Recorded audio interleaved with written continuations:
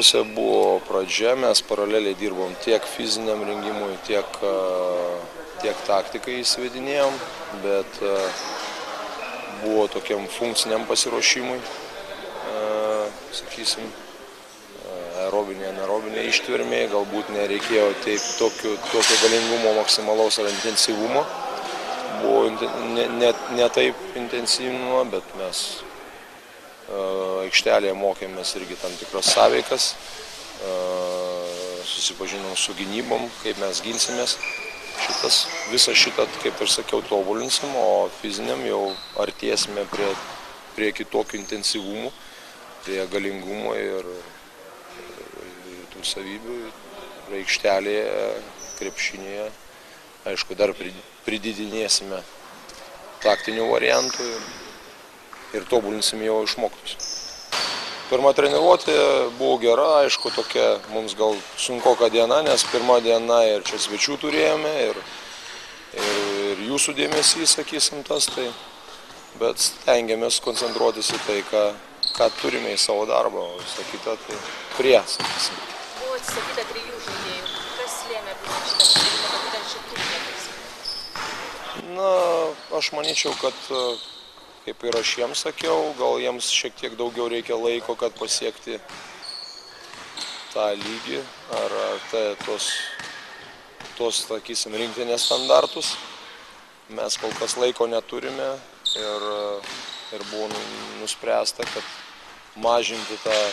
sumažinti kandidatų skaičių, kad ir treniruotėse mums būtų paprasčiau, nors šiaip tas procesas likau patenkintas Druskininkuose, skaičius mums labai nieko nesugadino.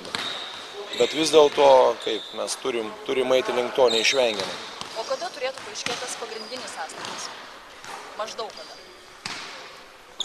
Turim laiko iki čempionato pradžios. Aišku, tiek nebus, mes mažinsim. Greičiausiai jau po šitos stovyklos bus sumažintas skaičius.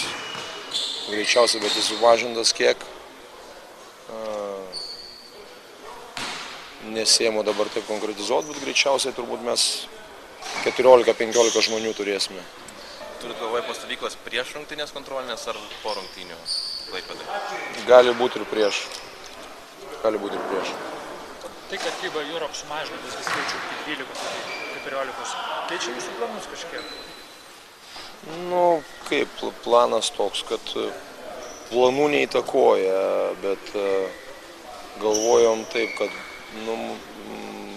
būtų lengviau, sakysim, mes galėtume savo dispozicijoje turėti daugiau žaidėjų. Taip palengvintų tuo atveju, kad gali pasirinkti galbūt kažkokį tai žaidėją tam tikram varžovui ar ne. Arba turėti tą atsargą, kaip vadinasi tas, jeigu traumų atveju ar ne kažką, arba rotacija. Bet yra taip ir priimta 12 žaidėjų, tai teks atrinkti 12. Vienodos sąlygos visom komandom, neįskirtis ir